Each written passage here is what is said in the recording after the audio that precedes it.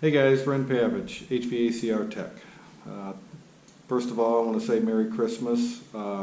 Today's Christmas Eve, and I'm hoping to share some information with you that might be like an early Christmas present for those of you wanting to start your business. So, as a lot of you know, one of my other videos I did was kind of where I started in business, how I progressed to different locations up until the time I sold it. Had a lot of people kind of ask me some questions, so I decided I would go ahead and make a video from where it all started. And this is the garage where my business first was. I'm going to go over some points here on prior to me opening. So this is going to be like a video series on the process of what it took to kind of get going.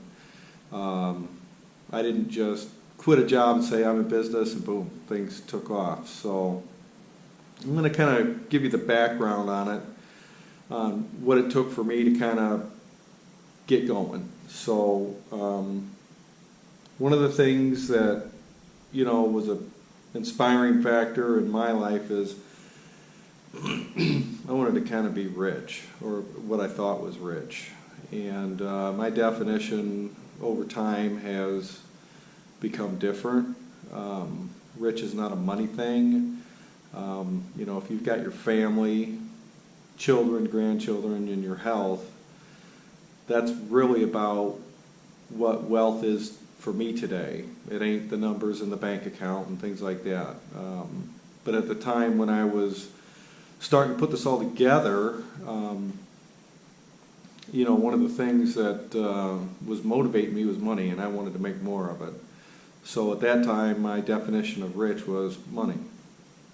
Okay, so if you're with me at this point, do me a favor, like and subscribe to my YouTube channel, help it grow. I'm trying to continue to make some content out there for the guy that may, want to change his life and his family's life and maybe go into business for himself. By putting comments in there, liking and subscribing, that lets me know that what I'm doing is relevant.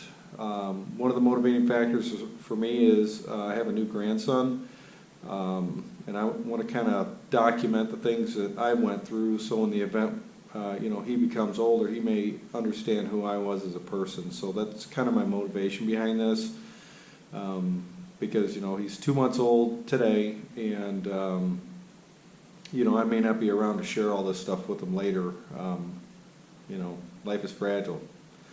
But back to this. So I wanted to be rich. That came from my background growing up in Shelby, Indiana. Google that. I don't think you can get to a much smaller town than Shelby, Indiana. But I grew up in a small farming community from and I grew up in a family where my parents were divorced.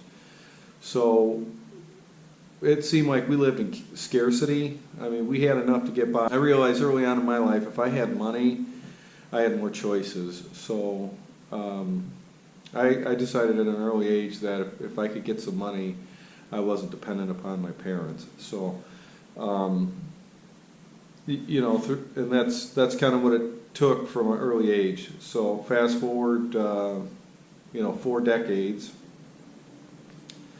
I was living an average, what I would consider a middle income lifestyle. I had enough and I had a little extra, but I sure didn't have the things that I was hoping to get. And so, I went through this last recession in 2006 to 2000, basically 11, 12, and that was when I really started to see financial success in my life. Back when the recession hit, I was working for a big company, and I was working in a place called the Hvac Aquarium in Chicago.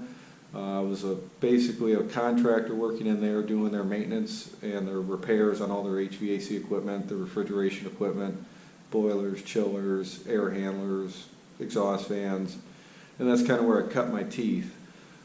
Well, as the economy started to slow, and they had a little rebate program through the government where I think you got a certain amount of money on a tax credit if you bought a furnace and air conditioner. That was one of those stimulus package things. I'm working at a place, and at the time I think I'm making roughly, 6 figures. And that's not to brag, that's just the pay we were making. And all of a sudden I got 1,000 people that are around me that work inside the shed aquarium, and they're asking me, hey, can you put an air conditioner in my house? Or, hey, do you do any work on the side? And it all kind of started from there. So, and here's the deal, I'm a commercial and industrial guy, so I don't even know how to really do that per se, or I didn't at the time. And I thought to myself, well, I could make some extra money, and I'll figure it out along the way. And I did. And I started making even more money. The recession was, the economy was terrible, and now I started making more money. Well, one day I was in a supply house, and there was this guy, and it was busy, and it was the summer, and he was about my age, and he had his own business. So I asked him about, how he started his business, and he recommended a book to me at the time by Ron Smith. HVAC Spells Wealth. Now, I don't get nothing by recommending that, but that became the foundation of how I discovered what I was going to do and how I was going to open my business, and that was the first step. So then after reading his book, I did the research on kind of what it would take to be in business, because just because you can put a furnace and air conditioner in and you can service them does not mean that you can run a business. There's a lot going on behind the scenes that you may not realize with your employer, or if you're a business owner, the owner isn't back if he's, a smaller business just sitting there collecting the money. He's laid down the foundation to gather new customers and keep that thing moving. So that's what I did. So I read his book, and then I started to really start to research, and that was like 3 years prior to me opening a business. After that, I had to make a decision. I had to develop myself and become the person that I needed to be in order to open that business. And many times I wanted to quit my job, or I was a little internally frustrated, but I realized that I had to have the discipline because of the economy at the time to stick it out and start to gather the skills necessary in order to be a business owner. And I didn't have the discipline, and there was days I went to work and I wasn't happy, but I started to do some extra work. I started reading that HVAC Spells Wealth, started researching, business forms, business structures, how to market to customers, and things like that. So then I started journaling. I got a stenographer's notepad, and I would start to write down a list of things that I needed, or I thought at the time I needed to understand in order to open a business. Legal structures, licensing, insurance, workers' comp. And I started making a list and started writing them all down.